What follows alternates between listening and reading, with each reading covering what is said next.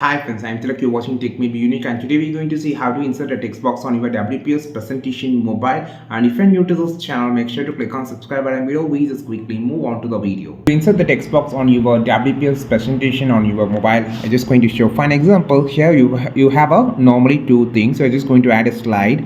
So we can just add a empty slide like this. So you can see actually there is a two text box here. I just need a more text box, so you can just resize the text box like this.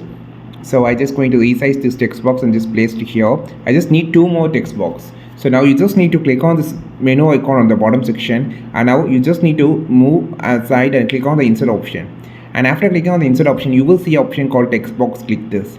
So now you have a text box. I just need another text box. Click this same option menu, click on the insert option and just click on the text box. It created another text box.